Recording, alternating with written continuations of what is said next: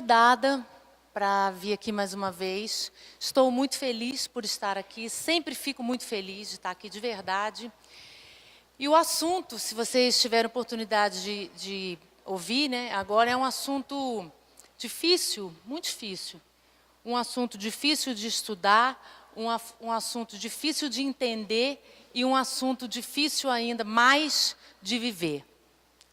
Então, essa frase que foi dita por Jesus, se alguém vos bater na face direita, apresenta-lhe também a outra. A gente pega a narrativa de Mateus, quando Jesus estava fazendo as bem-aventuranças, e ele começa a falar de todas aquelas maravilhas que a gente conhece das bem-aventuranças, e ele então continua dizendo que é preciso que todos nós, naquela época e até hoje, que a gente seguisse seguindo as leis de Moisés. Mas ele aproveita as bem-aventuranças para aumentar, para evoluir essas leis, trazendo para nós uma nova proposta, até como o nosso amigo Alexandre falou na prece de encerramento do Perguntas e Respostas. Tudo depende de uma nova posição minha diante da vida. A minha vida depende de como eu me posiciono diante dela. Então, quando a gente vê essa frase, quando a gente entende o convite de Jesus e quando a gente ouve, se alguém vos bater na face direita, apresenta-lhe também a outra, a primeira coisa que a gente pensa é assim, gente, não é possível uma coisa dessa, não dá, né?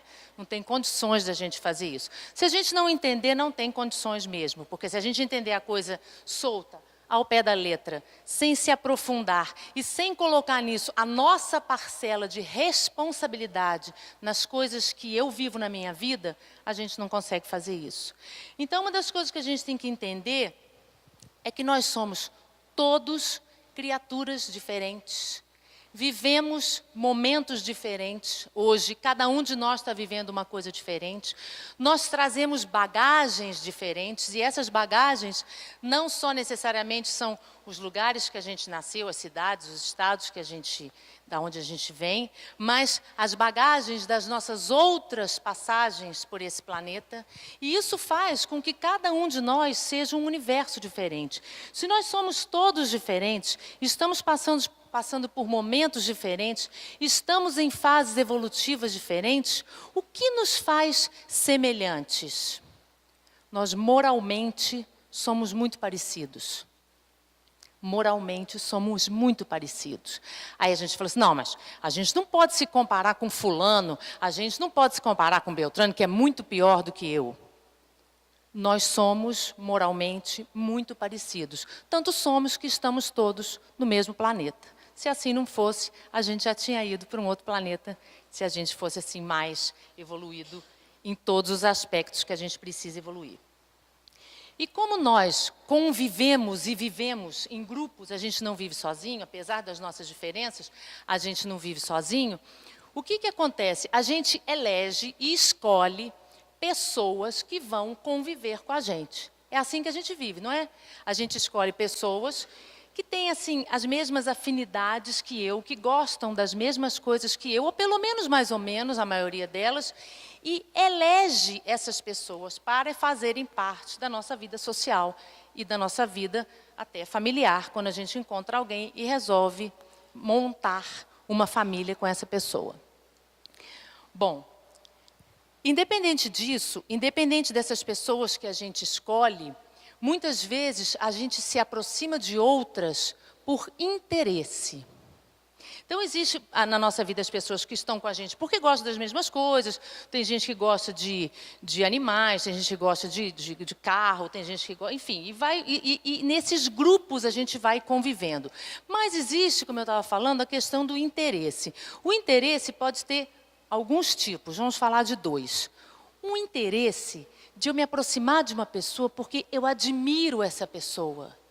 E eu quero ficar perto dela, porque ela tem umas atitudes que eu ainda não tenho. Ela faz umas coisas que eu queria fazer, mas que eu ainda não consigo. Então eu tenho interesse em estar perto dessa criatura para que eu, quem sabe a gente comece a fazer coisas parecidas. Tem algumas situações que a gente até fala igual a pessoa, de tanto que a gente admira a pessoa. aí a gente fala assim, ouve assim, você está falando igual fulano. Aí a gente fica todo orgulhoso, ou então a gente fica sem graça às vezes, porque a gente admira tanto aquela pessoa que a gente tem interesse em estar perto daquela pessoa. E existe também aquele outro tipo de interesse, que é o meu interesse mais mesquinho, mais que pensa em usufruir e aproveitar de alguma forma de determinadas pessoas. Então a gente convive com as pessoas que têm afinidade conosco, que são afins, que gostam mais ou menos das mesmas coisas, e convive com as outras pessoas que a gente escolheu por interesse, nesse aspecto que a gente colocou, ou por admiração. Muito bem. E aí a gente então que entendeu essa parte, a gente vai entender o que é inimigo. O que é inimigo? A gente foi no dicionário e encontrou que inimigo é aquele que se encontra em oposição a mim, que tem ideias diferentes das minhas, que pensa diferente de mim. Hoje em dia está muito fácil a gente encontrar os inimigos nas redes sociais, principalmente os inimigos políticos, que são as pessoas que pensam diferente da gente e que acham determinadas coisas que a gente não acha. Mas independente dos inimigos políticos, a gente tem aquelas pessoas que a gente não consegue chegar perto delas. Existem pessoas que te dá até uma coisa de você chegar perto. E essas pessoas também têm, algumas delas, não sei se vocês já tiveram oportunidade de sentir isso, elas não conseguem chegar perto da gente também. Então vamos entender um pouco mais essa questão do inimigo. Então a gente sabe que o inimigo é aquele que tem ideias opostas a mim, e mesmo que a gente tenha ideias opostas, a gente pode conviver. A gente pode conviver, mas em algumas situações a gente cria e alimenta uma repulsa tão forte que a gente não consegue olhar para a pessoa. A gente cria e alimenta uma repulsa tão forte que a gente não consegue realmente olhar para a pessoa. Então, isso partiu de quem? Da pessoa? Não, isso partiu de mim.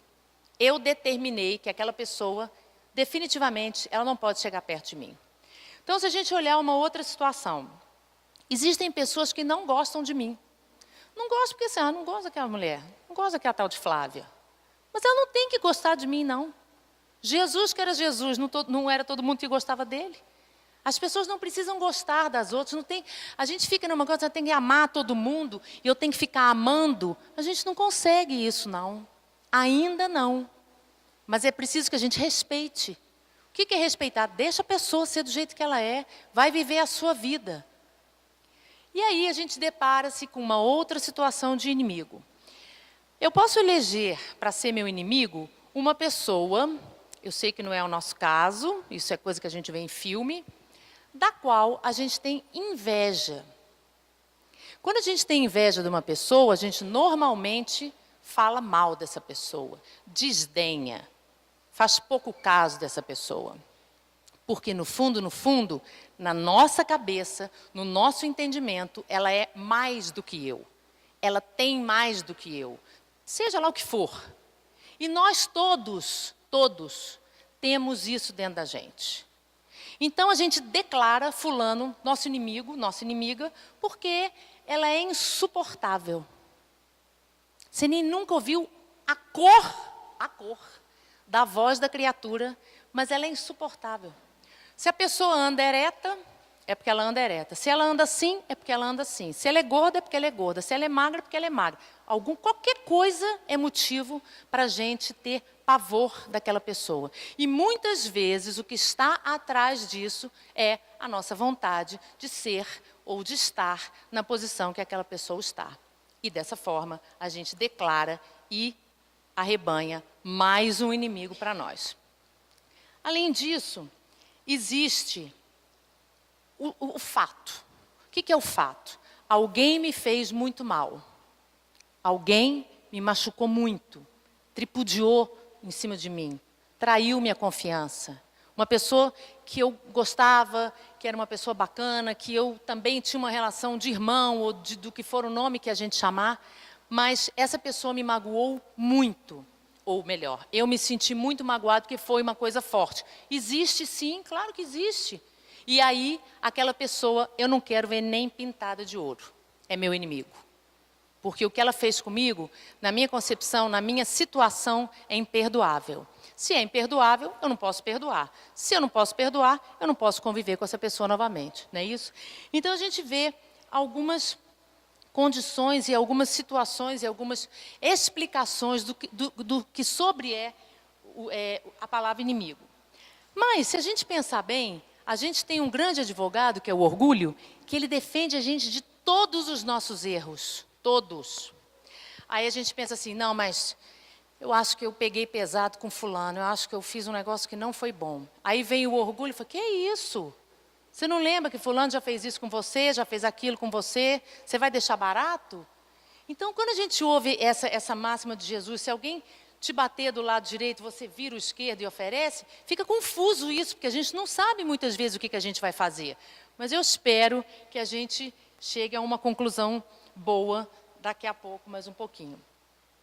A pessoa que me fez alguma coisa, a pessoa que me fez mal, que me caluniou, que tripudiou sobre mim, que me fez perder coisas caras, importantes na minha vida, ela é uma pessoa que eu não consigo amar.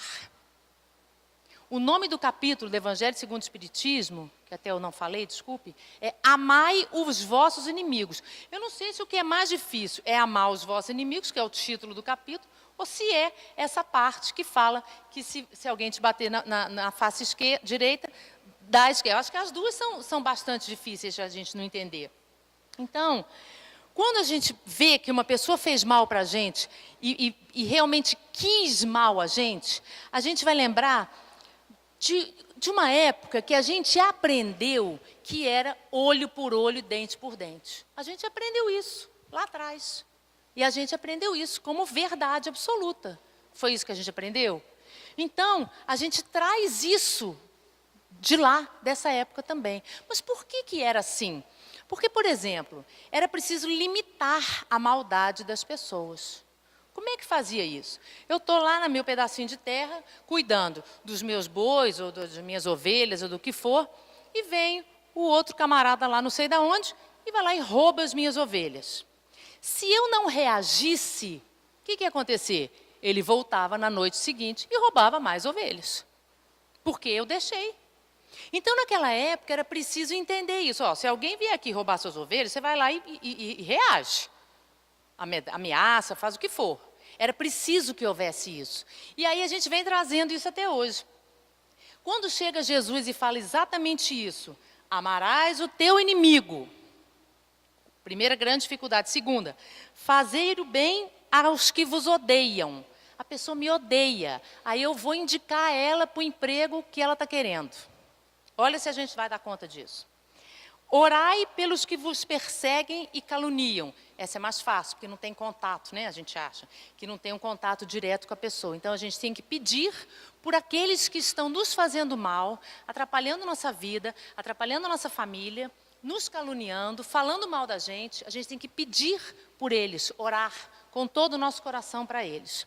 Para serdes filho do vosso Pai que está no céu, que faz nascer o sol sobre os bons e os maus, e faz cair a chuva sobre os justos e os injustos. O que isso quer dizer? Quer dizer que Deus, que é a única justiça absoluta que a gente conhece, Ele não está julgando se a gente é bom ou se a gente é ruim. O sol vai nascer independente da minha bondade, independente da sua maldade, independente de eu ser justo, independente de eu ser injusto, para que todos nós tenhamos mais uma chance, para que todos nós possamos tentar novamente. Porque se a gente pensar, um pai que tem mais de um filho, tenha 2, ou 3, ou 4, ou 5, ele não quer que os filhos briguem entre si. A coisa que mais faz, irmão, é brigar, a gente sabe. Mas há um sofrimento dos pais quando vê os irmãos brigando toda hora. Há também um sofrimento do pai quando vê os irmãos brigando no ódio e nessas coisas todas que a gente tem visto por aí, na intolerância. Não precisa nem ligar a televisão, aqui mesmo na esquina, nas esquinas de Divinópolis, a gente consegue ver o fruto das nossas atitudes, o fruto do nosso desamor. E aí Jesus continua e pergunta, se a gente amar apenas os que amam a gente, que recompensa a gente vai ter? Até a pior das criaturas ama alguém. Não sei se vocês já viram em alguns sequestros, eu não sei se você está tendo mais isso, nem sei se está dando tempo de ter isso. Em alguns sequestros, o sequestrador já foi rendido, vai ser preso e tal, não quer se entregar, e eles chamam a mãe do sequestrador. Vocês lembram de algum caso desse que teve alguma coisa? Por quê? Porque todas as pessoas têm em alguém um objeto de amor. Todas as pessoas têm isso. Se todas as pessoas têm isso, é porque todas as pessoas têm capacidade de amar. Então a gente se pergunta, por que o mundo está assim? Porque nós estamos assim. O nosso ódio hoje, nós aqui dentro, não vamos ali fora não. O nosso ódio hoje, ele é muito fácil. O nosso ódio, a nossa raiva é muito fácil. Nós que estamos tentando trilhar o caminho do bem. Tentando trilhar. Agora imagina quem não está tentando. Se o nosso é fácil, deles, quando ele já viu, já foi. É mais ou menos isso que a gente tem vivido. E aí a gente lembra do elo do ódio. Também não sei se vocês já viveram isso. Toda vez que a gente odeia alguém, está com muita raiva de alguém, que fez um mal para a gente, ou que não fez um mal para a gente, mas que a gente acha que fez, ou qualquer coisa assim, a gente dorme e acorda pensando nessa criatura. A última coisa que você pensa, você, nossa, que Deus me ajude a não sonhar com esse infeliz. Dorme. Acorda, fala, não acredito que hoje... Não adianta. A força dessa ligação é muito forte. A força é forte, sim. Essa ligação é muito forte. É muito forte. Mas ela é forte porque eu alimento ela. Ela não tem força por si só. Ela só tem força porque eu alimento e fico lembrando. Ah, mas fulano fez isso. Ah, e aí comenta com alguém e fala assim, mas agora que caiu a ficha, um dia eu estava lembrando que fulano estava fazendo aquilo, já era isso que ele fez comigo. E aí vem trazendo aquela renca, né? aquele monte de lixo da relação que você teve com a pessoa que às vezes nem tinha nada a ver com isso, mas a gente vai ficando naquela imaginação, elucubrando esse monte de coisas e vai alimentando esse elo do ódio. Então, quando Mateus coloca isso, que se ferir a nossa face direita, que a gente entregue à esquerda, que se alguém for em juízo, pegar o que a gente tem, que a gente dê o que a gente tem e mais um pouco. Se alguém fizer a gente andar 1000 passos, que a gente ande 2000. Então, quando a gente vê essas coisas, a gente fala assim, gente, mas tem um troço errado, porque como é que nós vamos fazer? A gente vai dar conta de fazer isso? Acho difícil. E aí, a gente lembra de uma outra máxima, quando Jesus fala que é preciso que venha o escândalo, mas ai daquele por onde o escândalo vier. E ele, nessa citação de Mateus, ele fala, se a tua mão é motivo de escândalo, arranca a tua mão. A gente sabe que isso é uma coisa muito forte e muito simbólica. Porque se eu faço com a minha mão, com a minha boca, mas vamos falar da mão, uma coisa muito ruim, era preferível que eu não tivesse tido essa mão, para que eu não fizesse isso. Quando ele fala que é preciso que eu arranque a minha mão, porque minha mão foi fonte ou foi causadora de uma coisa muito difícil, o que ele quer dizer com esse arranca-mão? Presta atenção, porque as coisas que a gente faz têm consequência. Tudo que a gente faz tem consequência boa e tem consequência ruim. Nós temos que ser responsáveis pelos nossos atos. Quando eu pratico um ato ruim, o que me levou a praticar um ato ruim tem que ser arrancado de mim. Mas ele não fala assim, vai ali que tem uma pessoa que vai arrancar a sua mão. Ele fala, arranca a tua mão. Porque tudo que eu faço de ruim sai de mim. É preciso que eu arranque isso de mim.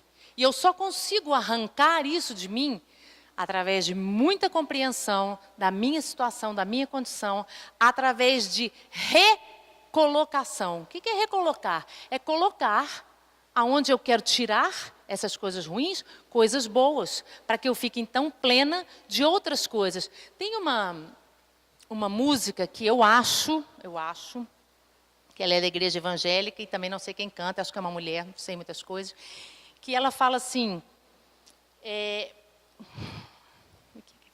que quando a pessoa te ver a você, ache só a ti. ela fala assim, que quando a pessoa te ver, que ela ache só Jesus. Como que ela vai me ver e achar só Jesus? Porque eu já estou plena dos ensinamentos dele. Porque eu fiz essa recolocação, eu tirei coisas que não valiam a pena para mim, nem para a minha vida e nem para ninguém, que só me fazem prejudicar a minha vida e a vida das pessoas que convivem comigo, e eu então, gotinha por gotinha, começo a colocar coisas novas. Gente, mas isso é muito difícil. Mas a gente está aqui. A gente lê coisas, a gente ouve músicas, a gente faz estudos de perguntas e respostas. Essas são as gotinhas. Aí, de repente, quando a gente vê, porque não existe de repente, existe plantio e colheita, mas a gente chama de repente. Quando a gente vê, a gente fala assim, nossa, hoje eu nem discuti com fulano, mas não foi de repente. As minhas gotinhas estão indo lá e fizeram efeito. Aí eu vou entender que está valendo a pena mudar as minhas atitudes. Aí eu vou entender que as coisas que me acontecem não necessariamente têm que me derrubar. Não necessariamente têm que me derrubar. Vamos ver por quê. Quando eu não me vingo, esse é o pedido de Jesus, esse é o pedido, assim, a orientação de Jesus. Quando eu não revido uma coisa, quando eu não me vingo de alguma coisa, que muitas pessoas vamos chamar de covarde, muitas, para não dizer a maioria delas, o que eu mostro para mim mesmo? Que eu creio na justiça divina. Vocês acham que alguém vai ficar sem correção? Vocês acham que algum de nós vai ficar esquecido num canto? Esqueci de você. Não. Nós somos todos responsáveis pelos nossos atos. A semeadura é livre, a colheita é obrigatória. Quando eu não me vingo, isso não quer dizer que eu não sofra, isso não quer dizer que eu não chore, isso não quer dizer que eu não procure ajuda, porque às vezes a pancada é violenta. Mas quando eu não revido, quando eu não me vingo, eu estou ciente e certo de que existe uma justiça e ela vai ser feita. Só que não pode ser por mim. Não estou valendo tanta coisa assim para ficar, me arvorando de juiz de nada e nem de ninguém, até porque eu tenho meus defeitos, meus problemas e as minhas coisas ruins também. Então, eu creio na justiça divina, eu entendo que eu não sou vítima. Isso é uma coisa que a gente tem que lembrar também. Muitas vezes acontece alguma coisa com a gente, ou fazem alguma coisa com a gente, e a gente tem que pensar que a gente não é vítima, não, daquela situação. Muitas vezes a gente não é. Aí a gente vai falar assim, fulano bem que me avisou, eu tinha lido sobre isso, alguém me falou sobre isso, tive um sonho, eu ouvi uma palestra sobre isso. Então, muitas das vezes, a gente não é vítima de nada do que acontece com a gente. A gente é participante do que acontece com a gente. Porque as pessoas entram na nossa vida e fazem o que elas querem se eu deixar. Se eu estiver carente, se eu estiver permissivo, se eu estiver com medo. E se eu não estiver nem aí para mim, por algum motivo, que tem vários, que a gente pode enumerar. Então, além dessas duas coisas, além de eu provar para mim mesma que existe uma justiça divina, além de saber que eu não sou vítima, quando eu não me vingo, eu controlo a minha pior parte, que é a minha selvageria, a minha primitividade, aquilo que me faz ser um ser selvagem, porque a gente está pertinho ali, tem pouco tempo que a gente era isso. Então, a gente traz isso dentro da gente ainda é isso em várias situações. Mas, mais uma vez, o orgulho nos fala que se a gente não revidar, a gente é covarde, que se a gente deixar barato, a pessoa vai fazer de novo. Mas, no fundo, a verdade não é essa. A verdade não é essa, porque a gente tem que, através do nosso silêncio, dar o testemunho do que a gente está aqui fazendo hoje. Nós estamos aqui hoje estudando as palavras do Cristo, ouvindo o que Ele pregou e fez, que é para a gente não revidar. Quando eu não revido, por mais que todas as pessoas me chamem de covarde, eu sei que eu estou em silêncio, testemunhando o que eu estou aprendendo. Não precisa justificar, não precisa ficar falando, fazer carta, mandar e-mail, nada disso. A minha atitude, ela pertence a mim, ela interessa a mim, aos meus amigos espirituais e a quem está de olho em mim, torcendo para eu dar certo, torcendo para eu dar uma melhorada boa nessa vida, que é o que eu vim fazer aqui. Tem um grande palestrista mesmo, internacional, chamado Rossando Klinge. Não sei se vocês já tiveram a oportunidade de ouvir esse camarada. Rossando Klinge. Ele é de Campina Grande, na Paraíba. O cara é sensacional. E ele fala sobre essa parte do Evangelho, ele fala uma coisa muito interessante. Quando alguém te faz uma coisa muito ruim mesmo, mostrando que essa pessoa é má. Tem gente que é má. Tem gente que gosta de fazer ruindade mesmo para os outros. E fica o dia inteiro pensando naquilo. Quando alguém te faz uma coisa muito ruim, isso prova que essa pessoa é boa no que ela faz. Não é isso? Se ela conseguiu te atingir e se ela vive fazendo aquele tipo de coisa, ela é boa no que ela faz. Aí o que a gente vai tentar fazer? A gente vai tentar combater essa pessoa. Mas, graças a Deus, a gente está um pouco enferrujado, porque a gente não vem praticando o mal. Ele mora dentro da gente, a gente tem atitudes que não são boas, que são ruins, mas aquela coisa de ficar pensando, estudando, planejando, como é que você vai fazer mal para uma pessoa, a gente está um pouco afastado disso, a gente não tem sido assim muito, graças a Deus, muito assíduo a essas aulas. Então, o que isso significa? Essa pessoa, a vida dela gira em torno disso.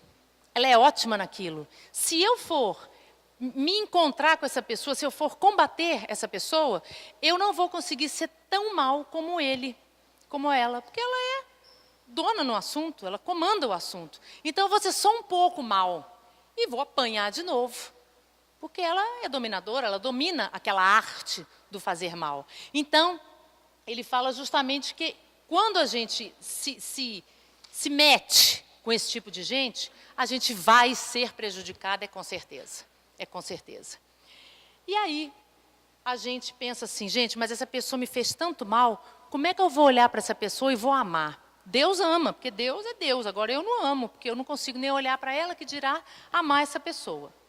Quando a gente entender, isso eu acho que é muito importante a gente pensar, quando eu entender que ela está numa condição de compreensão da verdade diferente da minha, ela está numa condição de compreensão de verdade diferente da minha. Qual que é a verdade de uma pessoa que acorda de manhã e fala, hoje eu vou assaltar umas 4, que eu estou precisando de tanto de dinheiro? Tem gente que faz isso. Então, ela vai e fala assim, vou levar essa arma aqui, se a pessoa não tiver dinheiro, mato, pronto, acabou. Essa é a verdade dela. A verdade dela é, eu preciso de dinheiro, minha forma de ter dinheiro é sair a pé ou de moto, ou sei lá o que for, vou chamar fulano para ir comigo, e assalto, faço uns 3, 4 assaltos e pronto. Esta é a compreensão de verdade desta pessoa. O que eu tenho que entender? Que, graças a Deus, a minha compreensão da verdade não é esta.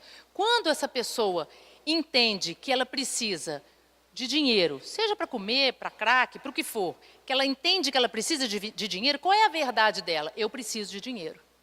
Como eu vou fazer? Do jeito que eu sei. Pronto. Essa compreensão dela, ela é, ao nosso ponto de vista, errada, mas é a dela. E aí a gente volta naquela situação da bagagem. Nós trazemos conosco séculos e séculos de bagagem. A gente já conseguiu melhorar em muitas coisas. Tem outras que a gente não conseguiu ainda. O que isto quer dizer? Isto quer dizer que se eu tivesse no lugar dessa pessoa, com a bagagem dessa pessoa, e quando a gente fala bagagem, não é um coitadinho que mora na favela, que não teve, não é dessa bagagem que nós estamos falando. Porque pode ser uma pessoa que mora na favela, num bairro pobre, num bairro rico, pode não ter caráter, isso não quer dizer absolutamente nada. Nós estamos falando de bagagens de outras vivências, de outras coisas, inclusive de opções, de ter feito diferente e ter falado, não, eu quero ser assim. Por quê? Porque não acordou para outras verdades, ela acredita na verdade dela. E aí a gente tem 2 exemplos interessantes, bastante interessantes. Domingo passado, a Igreja Católica comemorou o Domingo de Ramos. E foi quando Jesus chegou em Jerusalém, que foi recebido com ramos. Na sexta-feira seguinte, não deu nem uma semana, hein? Ele foi morto. Aí a gente pensa assim, por que que Jesus não se magoou com as pessoas que crucificaram ele? Que fizeram aquilo tudo com ele? Ah, porque Jesus é Jesus, né? Eu sou eu e ele é ele. Não, porque ele entendeu exatamente isso que a gente falou. Ele entendeu que aquelas pessoas estavam com uma condição de compreensão da verdade delas. Qual era a compreensão da verdade delas? Na época da Páscoa, soltava-se um prisioneiro e o outro era crucificado. Como ninguém tinha nada contra nem a favor de Jesus, viraram para o povo, e aí, gente, vai ser quem? O povo grita, Barrabás. Então tá, ó, escolheu Barrabás, você vai morrer, você vai ser solto. Simples assim. Essa era a compreensão da verdade das pessoas. E Jesus não podia se magoar com esse tratamento que ele recebeu e com essa crucificação, porque ele sabia que para elas estavam fazendo o que era a verdade delas. Se a gente entende assim, a gente não vai amar ninguém não, mas a gente vai sofrer menos. E se a gente fala assim, mas Jesus é um exemplo muito longe, né, gente? Jesus é Jesus. A gente chega em Paulo. Paulo foi o grande perseguidor de todos os cristãos.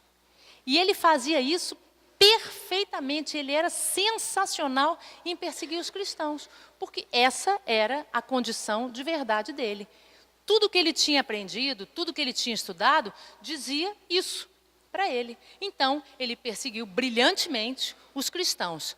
Mas teve um dia que ele, então, começou a enxergar uma outra verdade, porque não tem só uma verdade. Essa palavra é uma palavra muito ampla, até para a gente falar sobre ela. Então, quando Paulo enxerga que poderia haver uma outra verdade, ele não faz assim, clim, agora sou cristão. A gente sabe que não foi assim. Ele sofreu demais, ele foi rejeitado por toda a família dele. Ele se lembra então que ele matou Estevão a pedradas, que era o irmão do grande amor da vida dele. E eu não sei como que ele sobreviveu, assim, com esse espinho na carne, que é uma outra passagem citada de Paulo também. Que ele fala que era preciso que ele sentisse o espinho na carne para que ele não se exaltasse com as coisas que ele sabia e com as coisas que ele fazia. Porque ele nunca esqueceu o que ele fez de errado, mas ele não sentou no erro e ficou chorando. Ele foi para o deserto, ficou muitos anos, sofreu pão que o diabo amassou, desculpe o termo, mais ou menos isso, e ele mudou a postura dele. Ele fez tudo pelo cristianismo. Foi o maior divulgador da doutrina do Cristo. Então, se um cara como ele teve oportunidade de ter posturas diferentes, nós temos essas posturas todo santo dia. A gente não faz porque a gente não quer. Sabe por que a gente não faz? Porque a gente fica achando que tem que vir uma coisa assim, igual aconteceu com Paulo. A gente está saindo de casa, vem uma luz, e aí Jesus fala assim, Flávia, por que continuas a mesma? Aí a gente fica cega, e aí tenta correr atrás do prejuízo. Não é isso. O convite de Jesus, ele é muito claro e ele é muito simples. Ele não é fácil, ele é muito simples. Porque ele pede que a gente aceite com humildade tudo que for fazer com que o meu orgulho caia pelo chão. Tudo que me ofende faz o meu orgulho se exaltar e me defender. Toda vez que eu exercito não me magoar, exercito enxergar o outro como uma pessoa que também tem o direito de errar. Porque a gente acha que só a gente tem o direito de errar.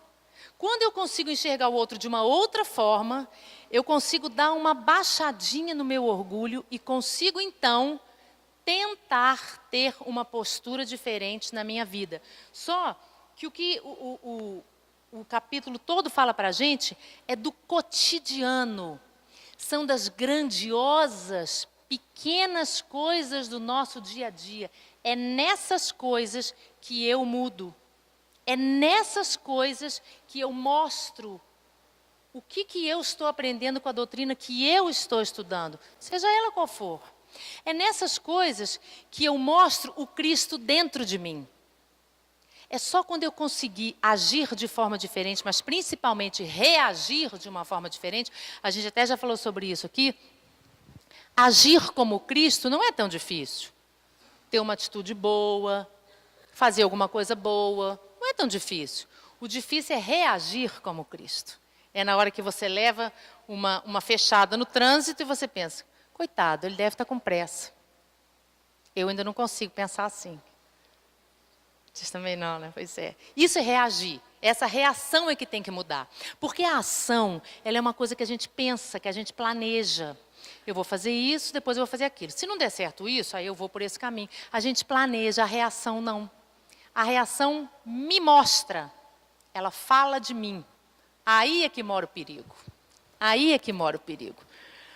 Então, vamos ver agora, amigos, por que que a gente deve preferir ser ferido do que ferir, ser arruinado do que arruinar, ser enganado do que enganar, levar uma injustiça do que cometer uma injustiça. Porque com esse pouquinho que a gente sabe, a gente vai sofrer demais. A gente vai sofrer demais. Algumas vezes a gente faz umas coisas e fala, nossa, eu não devia ter falado isso ou feito isso, e sofre. Agora você imagina você arruinar a vida de uma pessoa. Ninguém quer nem arruinar, nem ser arruinado. Mas que não sejamos nós os responsáveis. Que se a gente tiver que escolher, cada um faz a sua escolha, entre destruir e ser destruído, que a gente entenda a nossa escolha. E arque com as consequências dela. E aí a gente vai falar um pouquinho sobre o perdão. Muitas vezes a gente passa por situações em que as pessoas nos agridem ou fazem alguma coisa ruim para a gente, mas não é para nós. Primeira dica é a gente, aqui não é dica, né? Mas assim, uma dica. É a gente entender que muitas vezes aquilo que a gente recebeu não é para nós. É para quem estava ali na frente. Fui eu. Às vezes até na nossa casa, uma pessoa, a gente está de boa lá e chega alguém, você fala, boa noite, a pessoa, não, que boa noite o quê e tal. Opa, né, já dá, o que foi que eu fiz? Eu não fiz nada. E não era para você aquilo não. Era para qualquer um que falasse boa noite. E se não falasse boa noite, ia tomar também, porque, mas você não vai falar nem boa noite? Então, muitas vezes, a gente fica muito, assim, magoado, triste, com coisas que não são pessoais, não foram para você, não foram para mim, foi para quem estava ali na frente. E isso é uma forma da gente sofrer menos, porque a gente fala assim, coitada, a moça deve estar, né, num dia ruim e tal. E outra coisa, a pessoa que despeja isso em você, ela está mal. Quando você cai nisso, quando a gente cai nessa ideia, a gente pega todo o mal que estava com ela, o lixão, e sai levando para nós. E arrasta e fica o dia inteiro pensando por que que a pessoa fez aquilo com você. E não era com a gente. Ela fez aquilo porque a boca fala do que o coração está cheio e ela estava mal e passou você na frente dela e foi você que tomou a traulitada. Então, essa é uma ideia que a gente tem. Uma outra coisa, eu não sei se vocês já ouviram falar, que carro tem um negócio chamado ponto cego. Já ouviram falar que carro tem um ponto cego? Negócio que, não, tem vários, né? Ponto cego, o que é isso?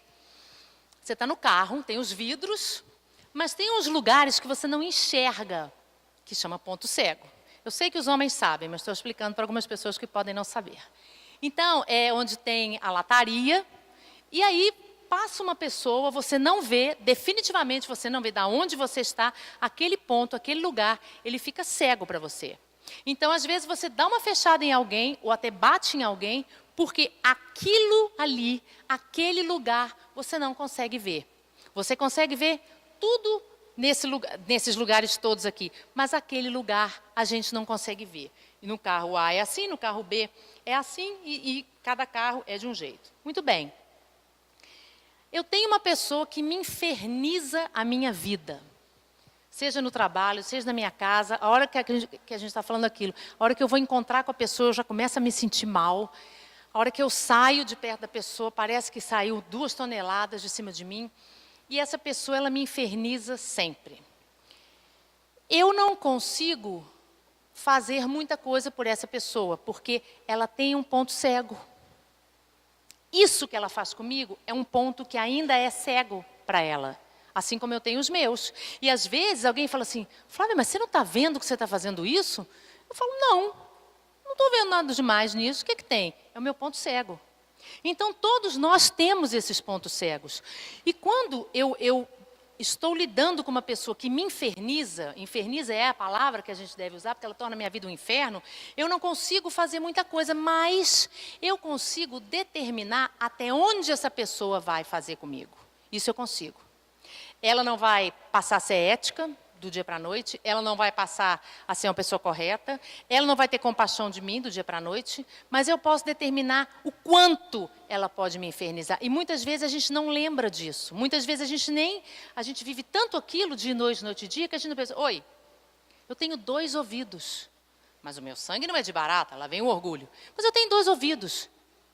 Como que eu vou fazer para me livrar de estar tão mal na convivência com essa pessoa? Porque às vezes eu não posso me livrar da pessoa. Tem situações que eu não posso me livrar da pessoa. Então, eu tenho que arrumar uma forma de conviver com aquela pessoa sem sofrer o tanto que eu sofro. Diante do mal que essa pessoa me faz, do escárnio, da calúnia, das maldades que essa pessoa me faz e faz de verdade, o que eu faço com essa criatura? Eu não consigo perdoar assim. Amar, então, fica praticamente impossível. Como é que eu vou agir com essa pessoa? Eu tenho que ter uma coisa chamada paciência. Conhece? Difícil. A ciência da paz. A ciência de ficar em paz. Como eu consigo isso? Eu não posso chamar essa pessoa e falar, fulano, por que você me odeia assim? Por que você não pode chegar perto de mim? Por que você faz isso comigo? Não há condições. Sabe por que não há condições? Porque muitas vezes ela pode virar para mim e falar assim, eu não sei, mas eu não consigo nem olhar para você. Eu não consigo sentir o seu cheiro. Quando o seu cheiro vem chegando, eu já arrepio até o cabelo da cabeça. Sabe por quê? Porque muitas vezes isso não é de agora. Isso é de outras bagagens que a pessoa realmente não sabe. Ela não vai te responder porque ela não sabe. E ela não vai te responder também porque ela pode querer te espizinhar. E aí, enfim, uma outra série de possibilidades. Então, como é que a gente lida com isso? Como Jesus fala para a gente que a gente deve lidar com isso? Através de uma coisa chamada oração. Esse é o antídoto para me livrar dos meus inimigos. E é um antídoto que funciona. Ele é o antídoto. Porque quando eu converso com uma pessoa assim, estamos nós dois, né? Com as nossas defesas, as nossas máscaras e todas as nossas coisas.